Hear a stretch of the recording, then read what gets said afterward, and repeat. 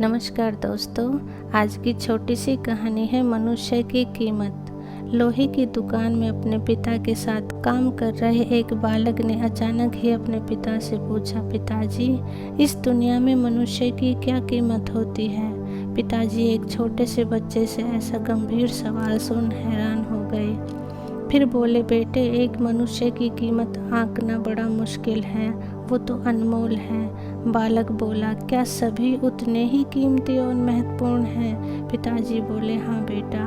बालक कुछ समझा नहीं। उसने फिर सवाल किया, तो फिर इस दुनिया में कोई गरीब तो कोई अमीर क्यों है? किसी की कम इज्जत तो किसी की ज़्यादा क्यों होती है? सवाल सुनकर पिताजी कुछ देर शांत रहे और फिर बालक से स्टोर रूम में पड़ा एक लोहे का रॉड लाने को कहा।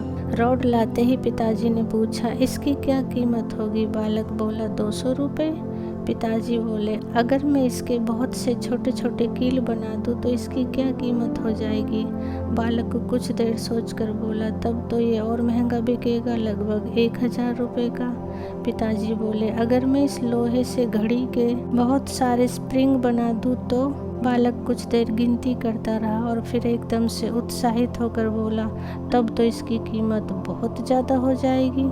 फिर पिताजी उसे समझाते हुए बोले, ठीक इसी तरह मनुष्य की कीमत इसमें नहीं है कि अभी वो क्या है, बल्कि इसमें है कि वो अपने आप को क्या बना सकता है। बालक अपने पिता की बात समझ चुका था।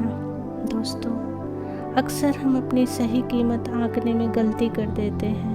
हम अपनी वर्तमान स्थिति को देखकर अपने आप को निरुपयोगी समझने लगते हैं, लेकिन हम में हमेशा अथाह शक्ति होती है। हमारा जीवन संभावनाओं से भरा होता है।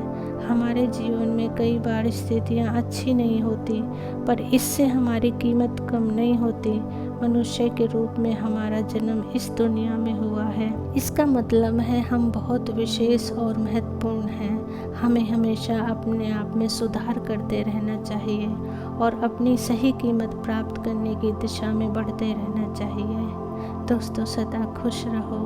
कहानी अच्छी लगी हो तो प्लीज़ लाइक, शेयर और सब्सक्राइब करना। Thank you.